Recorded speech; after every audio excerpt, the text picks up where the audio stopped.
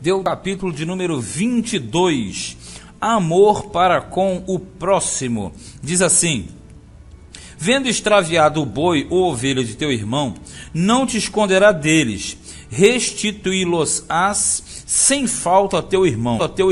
Isso aqui é o zelo pelas coisas do próximo, que deveria ser um ponto fundamental em Israel. Se teu irmão não estiver perto de ti, ou tu o não conheceres, recolhê-lo-ás na tua casa, para que fiquem contigo até que teu irmão os busque, e tu lhes tornarás a dar. Assim também farás com o seu jumento, e assim farás com as suas vestes. Assim farás também com toda coisa perdida, que se perder teu irmão, e tu a achares, não te poderás esconder. O jumento que é de teu irmão, ou o seu boi, não verás caído no caminho, e deles te esconderás. Com ele os levantarás sem falta. Qual é o critério usado aqui? Amor ao próximo. Porque o amor ao próximo é aquela questão, você não subtrair para si aquilo que era alheio. E aqui diz mais: conhecendo ou não a pessoa, você deveria esperar o elemento vir buscar, seja animal, seja jumento, seja veste, todos os pertences alheios deveriam ser guardados até que o dono viesse requerer. Agora é lógico, se não aparecesse o dono, aí já ficaria com aquela pessoa que achou. Vamos mais, acerca das vestes do homem e da mulher. Olha só, essa parte aqui é uma parte extremamente complicada. É fácil, mas muito complicada pelo que geralmente é ensinado por aí. Tudo que nós vamos ler aqui, veja bem o que eu vou falar. Do versículo 5 ao 12, estão dentro de um mesmo critério. Trata da separação da cultura israelita em relação à cultura pagã, à cultura cananeia. Por quê? Na verdade, os cananeus, os pagãos, tinham costumes diferentes dos costumes de Israel. Israel deveria adotar. Por isso que nós devemos entender aqui da forma correta. E geralmente se adapta isso aqui para os dias atuais e dá problema. Principalmente esse versículo 5 que diz assim, ó: não haverá trajo de homem na mulher, e não vestirá o homem veste de mulher. Porque qualquer que faz isto, abominação é ao Senhor teu Deus. Veja bem, veste de homem e veste de mulher aqui trata-se da forma interior das roupas e dos padrões exteriores das vestes. Por quê? Quando você pega a palavra traje, é o mesmo que veste ou vestido. Vê se você entende. Todos usavam vestidos. Você já deve ter visto filmes antigos, né? Até o próprio Jesus, os discípulos, os homens, usavam vestidos como as mulheres. Qual era a diferença? A diferença era nas roupas íntimas, as roupas internas. As roupas internas.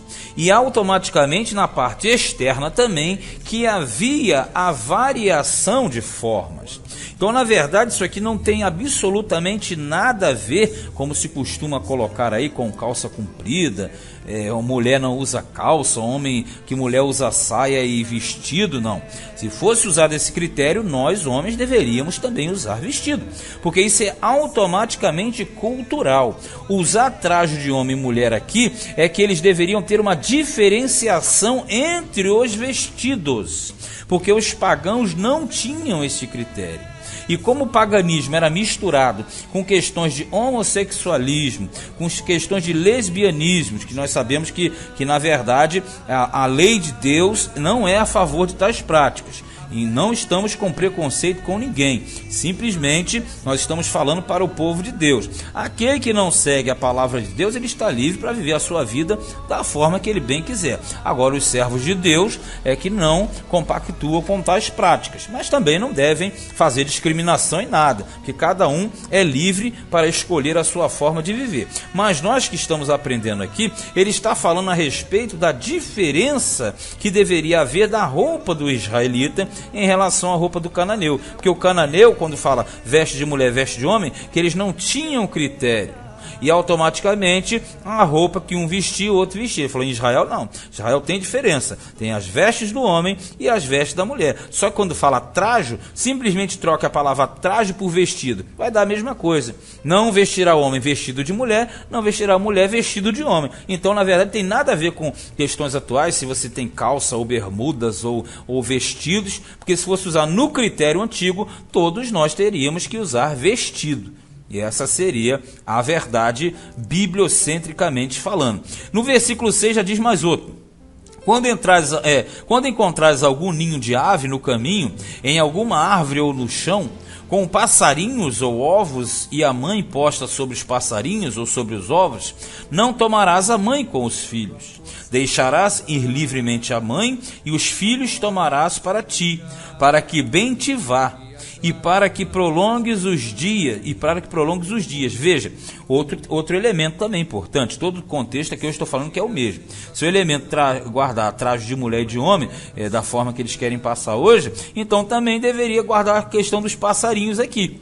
Porque aqui diz que se o elemento quisesse apanhar os filhotes, ele apanhava os filhotes, mas a mãe no ninho ficava. Agora veja, ele diz para que prolongues os dias. Coisas pequenas, né? A pessoa com um passarinho, tratando fora do padrão, estaria abreviando a sua vida na terra. Aqui até que fala, né? Para que bem te vá, tem que ser para que bem te vi. Mas na verdade, aqui fora a brincadeira, as coisas pequeninas que a pessoa não atenta eram transgressões sérias. Eram e são transgressões sérias, porque a palavra de Deus não mudou. Ela simplesmente foi adaptada pela graça de Deus, né? Mas o que é erro, e o que é acerto. Olha no versículo 8. Quando edificares uma casa nova, farás no telhado um parapeito, para que não ponhas culpa de sangue na tua casa, se alguém de alguma maneira cair dela. Olha aqui, outro critério também. O critério da casa dos israelitas, todas deveriam ter um parapeito, um murinho. Por quê? Para que ninguém caísse da casa da pessoa. Porque se a pessoa caísse da casa de um israelita, o israelita seria responsável por aquela morte. Você percebe aqui? Então, se fosse usar o critério do roupa do homem e da mulher, então também tinha que fazer o do passarinho, e toda a casa de crente teria que ter uma muretinha. Então, vamos usar pesos iguais, medidas justas, porque tudo aqui está falando questão da cultura cananeia e da cultura israelita. Tem mais um no versículo 9, ó. Não semearás a tua vinha de diferentes espécies de semente, para que se não profane o fruto da semente que semeares e a novidade da vinha. Por que isso? Outro critério. O israelita não poderia fazer plantações mistas. Teria que fazer plantações separadas, não misturar semente, porque para Deus tudo que é misturado é profanação. Aí você fala também, se fosse assim também você não vai poder ter no teu quintal. Teu quintal tu planta uma batata doce, planta ela uma amora, goiaba, tudo junto, não planta? Não é isso que ele está falando. Ele está falando que Israel deveria ter um padrão de organização no seu desenvolvimento. Deus é organizado e tudo tem que ser organizado. Então aqui ele está dizendo que deveria haver uma diferenciação, né, em relação ao comportamento israelita em relação ao comportamento cananeu. Tem mais um no versículo 10, ó. Com o boi e com o jumento não lavrarás. Por quê? Isso seria jugo desigual. O boi e o jumento não poderiam lavrar juntos porque o animal menor ele sofre mais. Ele sofre mais. É igual quando você está no quartel, nas forças, no militarismo, você faz determinado tipo de exercício com tronco, com tora ou tauros, que é chamado também, e aqueles que são menores eles sofrem mais. Por quê? Os mais altos eles vão ter mais facilidade para determinados exercícios. É a mesma coisa. Então não podia lavrar com jumento, boi, cavalo, boi não. Cavalo, cavalo, jumento, jumento, boi, boi. Porque aí o jugo é igual. O animal não sofre. E você percebe, o cananeu ele fazia essas misturas.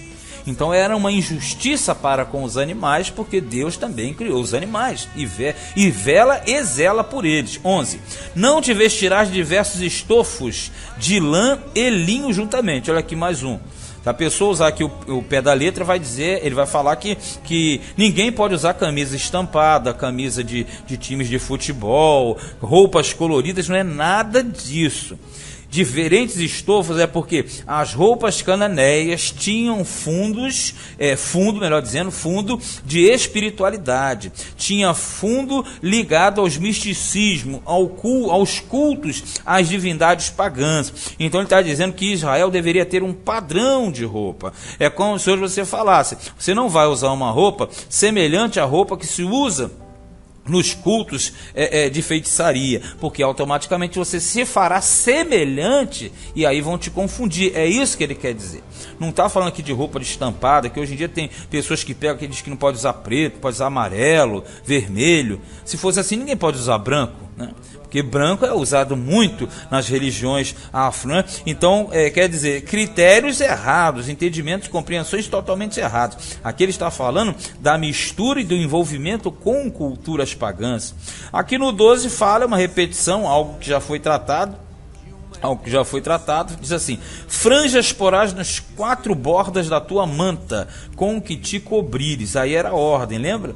Israel, todo israelita deveria ter bordas nas mantas. Está lá em Números capítulo 15, porque serviam de memorial em relação às leis de Deus. Então, uma ordem expressa. Toda a manta de judeu, de israelita, melhor dizendo, porque judeu é da tribo de Judá, é mais à frente, toda a manta de israelita deveria ter franjas nas suas pontas. E ainda tem aquela fita azul também em volta. Então tudo isso aqui é totalmente cultural, é totalmente de época, não tem nada a ver com os dias atuais. Se o elemento colocar isso aqui hoje, então você não vai poder botar gato com cachorro na tua casa, periquito com arara, e vai dar problema isso aí.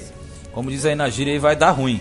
O negócio vai ficar estranho. Então não use, porque na Bíblia você não pode pegar um texto isolado sem os outros. Então, se você usar critério errado na roupa, vai ter que usar no ninho da ave, vai ter que usar no filhote, vai ter que usar na casa com parapeito, vai ter que usar na veste, vai ter que usar os animais também na tua casa, e vai dar um problema sério. Isso aqui é para aquela época, é cultural. Você tem que adaptar isso dentro do sistema e da cultura. Alguns tempos atrás, tinha cultura em determinadas denominações de se usar chapéu, né, e bengala. Então hoje já não existe mais. Naquela época eles usavam. Então aquilo é costume é de época. Isso aqui é critério de separação e relativo à cultura cananeia. Agora vai mudar um pouquinho. A partir do versículo 13 fala das penas para diversos pecados cometidos para com mulheres. Lembrando que as culturas orientais, todas elas eram altamente discriminatórias contra as mulheres. E por mais estranho que pareça, e algumas passagens aqui da lei parece que eram agressivas para com as mulheres, mas não eram não. A lei de Deus era até muito favorável às mulheres. Aqui vem uma série de assuntos que eram favoráveis à mulher, preservavam a sua integridade. 13 diz assim: quando o homem tomar mulher e, entrando a ela, a aborrecer, e lhe imputar coisas escandalosas, e contra ela divulgar má fama, dizendo: tomei esta mulher e me cheguei a ela, porém não achei virgem. Quer dizer, o elemento está mentindo. Aí diz assim: então o pai da moça e sua mãe tomarão os sinais da virgindade da moça e levá-los-ão para fora aos anciãos da cidade, à porta. E o pai da moça dirá aos anciãos: eu dei a minha filha por mulher a este homem, porém ele a aborreceu. E eis que lhe imputou coisas escandalosas, dizendo: não achei virgem tua filha, porém, eis aqui os sinais da virgindade de minha filha, e estenderão o lençol diante dos anciãos da cidade. Veja bem, aqui o critério é bem objetivo. O elemento possuiu uma mulher, e para sair dela, porque ele só queria mesmo contato inicial, ele diz que ela não era virgem. Aí os pais, os responsáveis, vão até os anciãos da cidade, levando os lençóis daquela noite, porque os lençóis trariam as manchas, o sangue, né, na verdade, né? O sangue que mostrou que a moça era virgem e que ela perdeu a virgindade com aquele cidadão. E vai mostrar para os anciãos, falar assim: olha aqui, esse camarada está falando mal, dizendo isso e isso. 18. Ó. Então os anciãos da mesma cidade tomarão aquele homem e o castigarão. Aí ele toma um couro, geralmente era chicotada ou varada, e o condenarão em 100 ciclos de prata, e os darão ao pai da moça, porquanto divulgou má fama sobre uma virgem de Israel. e lhe será por mulher, e em todos os seus dias, não a poderá despedir. Vamos lá. Se o elemento mentiu e foi comprovada a mentira, ele tinha que apanhar, tomava uma correção, pagava um dinheiro ao pai da moça, por ter transgredido, exposto ali ao ridículo, né? E aí depois não poderia separar dela nunca, certo? Nunca. Nunca, nunca, nunca. Aí diz assim no versículo 20: porém, se este negócio for verdade, que a virgindade se não achou na moça, então levarão a moça à porta da casa de seu pai, e os homens da sua cidade a apedrejarão com pedras, até que morra, pois fez loucura em Israel, prostituindo-se na casa de seu pai. Assim tirarás o mal do meio de ti. Agora, se fosse ao oposto, se fosse constatado que realmente era verdade, aí ela era apedrejada na porta do pai. Ali ela seria apedrejada porque automaticamente ela transgrediu contra a casa de seu pai. E aí ela morreria, a expiação era feita pela sua própria vida. Versículo 22, mudou de assunto. Quando o homem for achado deitado com a mulher casada com o marido, então ambos morrerão, o homem que se deitou com a mulher e a mulher. Assim tirarás o mal de Israel, porque isso aqui é adultério. Então adultério é apedrejamento direto para as duas partes. 23. Quando houver moça virgem, desposada, quer dizer, comprometida, com algum homem, e um homem a achar na cidade, se deitar com ela, então trareis ambos à porta daquela cidade, e os apedrejareis com pedras, até que morram. A moça, porquanto não gritou na cidade, e o homem, porquanto humilhou a mulher do seu próximo. Assim tirarás o mal do meio de ti. Veja bem, desposada, você já sabe, a mulher estava comprometida.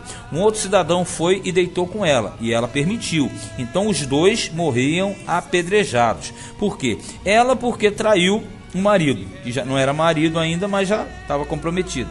E o outro porque traiu o próximo, né? Humilhou o seu próximo através da mulher. Então ambos eram apedrejados. Mas tem outro critério, 25.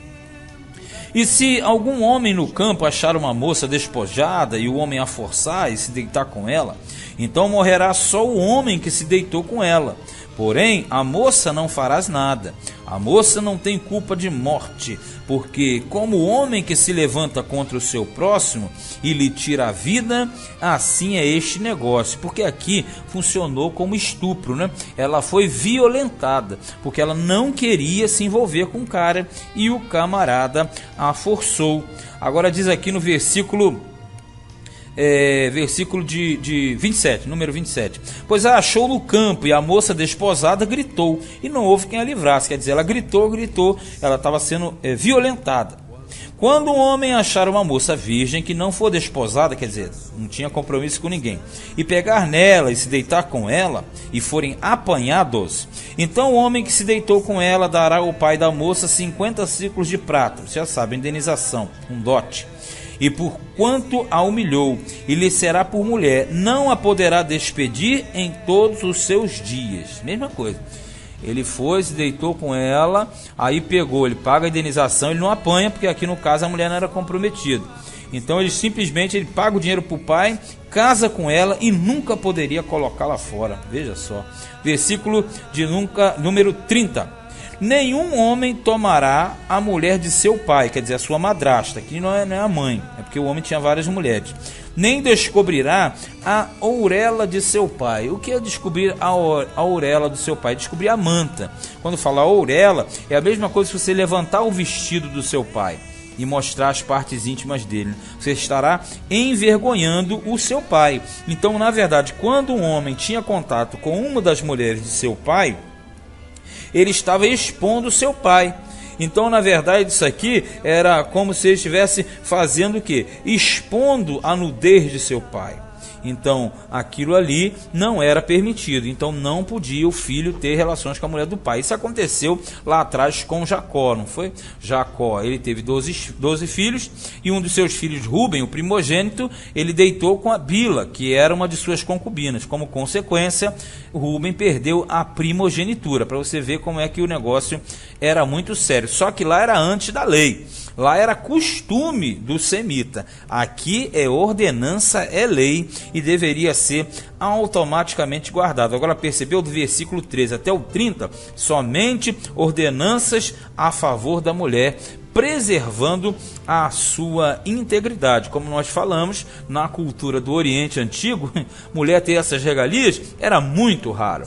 Por mais que pareça duro e discriminatório contra as mulheres, não. É muita justificativa, porque antes não havia tais padrões. Mas como Deus é justo, Ele colocou justiça em todos os seus procedimentos. Esse foi Deuteronômio, capítulo de número 22.